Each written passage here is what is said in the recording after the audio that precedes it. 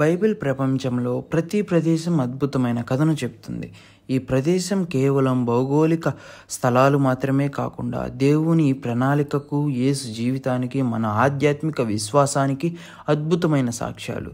ఈ కథలు మనం చదివే ప్రతి వచనంలో, ప్రతి ప్రవచనంలో మరింత లోతుగా తెలుస్తాయి.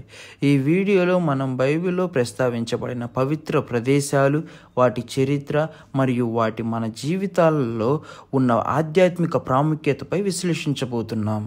ఇందులో మొట్టమొదటిగా యెరూషలేం గురించి చూసుకున్నట్లయితే యెరూషలేం బైబిల్లో చాలా ముఖ్యమైన స్థలం. ఎందుకంటే ఇందులోనే యెరూషలేము స్థలంలోనే సొలొమోన్ ఆలయం కానీ, రెండవ ఆలయం కానీ నిర్మించబడినటువంటి స్థలము కూడా యెరూషలేమే. అదేవిధంగా యేసు ప్రభు వారిని గొల్గొతా కొండపైన సిలువ వేశారు కదా, ఆ కొండ కూడా, గొల్గొతా కొండ కూడా ఈ యెరూషలేంలోనే ఉన్నది. ఈ నగరం దేవుని ప్రజల ఆధ్యాత్మిక కేంద్రంగా నిలిచింది. చారిత్రకంగా చూసుకున్నట్లయితే యెరూషలేంలో అనేక యుద్ధాలు, అదేవిధంగా ఎంతగానో యుద్ధాల కేంద్రంగా నిలిచినటువంటి స్థలంగా ఉంది. చారిత్రకంగా రోమన్ సామ్రాజ్యం ఈ నగరాన్ని 70 AD నాశనం చేసింది. ఇది యూదుల చరిత్రలో ప్రధాన సంఘటనగా నిలిచిపోయింది. ప్రస్తుతం చూసుకున్నట్లయితే యెరూషలేము ఇప్పటికీ 3 ప్రధాన మతాలకు, యూదా మతము, క్రైస్తవ మతం, ఇస్లాం మతంకి పవిత్ర స్థలంగా నిలిచి ఉన్నది. రెండవదిగా చూసుకున్నట్లయితే బెత్లెహేము. ఈ బెత్లెహేము వచ్చేసరికి బైబిల్ ప్రకారం యేసుక్రీస్తు బెత్లెహేంలో జన్మించారు అంటారు. అదేవిధంగా మీకా గ్రంథము 5వ అధ్యాయం 2వ వచనం చూసుకున్నట్లయితే బెత్లెహేము ఎఫ్రాతా, యూదావారి కుటుంబములలో నీవు స్వల్ప గ్రామమైనను నా కొరకు ఇశ్రాయేలీయులకు ఏలబోవాడు నీలో నుండి వచ్చును అంటున్నాడు. ఇప్పుడే మనం అనుకున్నాము, బైబిల్ ప్రకారం యేసుక్రీస్తు బెత్లెహేంలోనే జన్మించారు. మీకా గ్రంథంలో ప్రవచనం ముందుగా వచ్చింది. ఏమని? ఈ నీలోనే రాజు పుట్టునని, అంటే బెత్లెహేంలోనే రాజు పుడతాడు, ప్రభు యేసుక్రీస్తు వారు పుడతాడని ముందుగానే ప్రవచనం వచ్చింది. అదేవిధంగా చరిత్రంగా చూసుకున్నట్లయితే చరిత్ర ప్రకారం ఈ ప్రదేశం గురించి పురావస్తు ఆధారాలు కూడా ఉన్నాయి. ఇక్కడ యేసు పుట్టిన గుహగా భావించే చర్చి ఒకటి ఉంది.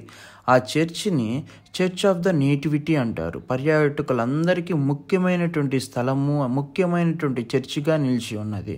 సాంస్కృతికంగా చూసుకున్నట్లయితే బెత్లెహేము పేరుకి అర్థం వచ్చేసరికి ఆహార గృహం అనే అర్థం కలిగి ఉంది. ఇది యేసును జీవన రొట్టెగా ప్రకటించే చిహ్నం. మూడవదిగా వచ్చేసరికి గలిలీ సరస్సు, సీ ఆఫ్ గలిలీ. యేసు గలిలీ సరస్సు దగ్గర అనేక అద్భుతాలు చేశాడు.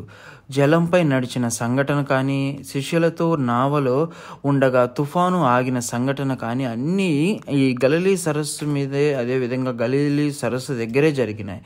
అనేక మంది ప్రజల ముందు ఉపదేశాలు ఇచ్చిన ప్రదేశం కూడా ఇదే. భౌగోళిక స్థితి చూసుకున్నట్లయితే ఇది గలిలీ సరస్సు ప్రపంచంలోని అత్యంత తక్కువ ఎత్తులో ఉన్న తీయని నీటి సరస్సు. ఇది బైబిల్ కాలంలో అనేక గ్రామాలకు ముఖ్యమైన జీవనాధారం. ఆర్థిక ప్రాముఖ్యత కూడా చూసుకున్నట్లయితే ఈ ప్రాంతము ఆహార వనరులకు, చేపలు కానీ, నీరు కానీ ముఖ్యమైనటువంటి స్థలముగా ఈ సీ ఆఫ్ గలిలీ ఉన్నది. నాలుగవదిగా సీనాయి కొండ, మౌంట్ సీనాయ్. బైబిల్ ప్రకారం మోషే ఇక్కడ దేవుని నుండి 10 మాలను స్వీకరించాడు. ఇది ఇజ్రాయేలీయుల ప్రయాణంలో ప్రధాన మైలురాయిగా ఉన్నది. ప్రాముఖ్యతలు చూసుకున్నట్లయితే ఈ కొండ దేవుని న్యాయం మరియు పుణ్యకార్యంలో స్థిరత్వం యొక్క చిహ్నంగా నిలిచింది. పర్యాటక ప్రాముఖ్యత చూసుకున్నట్లయితే ఈజిప్ట్ ప్రాంతంలో ఉన్న ఈ కొండ ఇప్పటికీ భక్తుల, పర్యాటకుల ఆధ్యాత్మిక గమ్యంగా ఉంది. చివరిగా యెరికో. యెహోషువ ప్రవేశించిన తరువాత ఇజ్రాయేలీయులు యెరికో గోడలను కూల్చారు. బైబిల్ ప్రకారం ఈ గోడలు దేవుని మహిమ కారణంగా పడిపోయాయి అంటారు.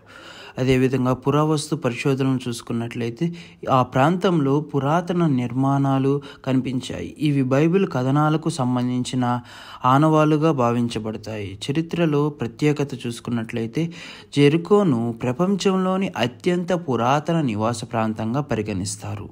ఈ భౌగోళిక ప్రదేశాలు బైబిల్ కథనాలను సజీవంగా ఉంచాయి. ప్రతి ప్రదేశం దేవుని మహిమను ప్రకటిస్తూ మన భక్తిని పెంచే ప్రేరణను ఇస్తుంది. బైబిల్ ప్రదేశాలు దేవుని కార్యాలపై విశ్వాసం కలిగించడానికి సాక్ష్యాలు. ఈ ప్రదేశం ఒక కథ చెప్తుంది. ఇది ఒక చరిత్ర మాత్రమే కాదు, ఇది మనకు ఆధ్యాత్మిక పాఠం. మీరు ఈ ప్రదేశాలను గురించి మరింత తెలుసుకోవాలనుకుంటున్నారా? అయితే మా ఛానల్ ప్రభుస్వరం యూట్యూబ్ ఛానల్ని సబ్స్క్రైబ్ చేయండి. ఈ వీడియో మీకు నచ్చినట్లయితే లైక్ చేయండి, మీ అభిప్రాయాలను కామెంట్ చేయండి. మరిన్ని వీడియోల కోసం ప్రభుస్వరం యూట్యూబ్ ఛానల్ని సబ్స్క్రైబ్ చేయండి. అందరికీ వందనాలు.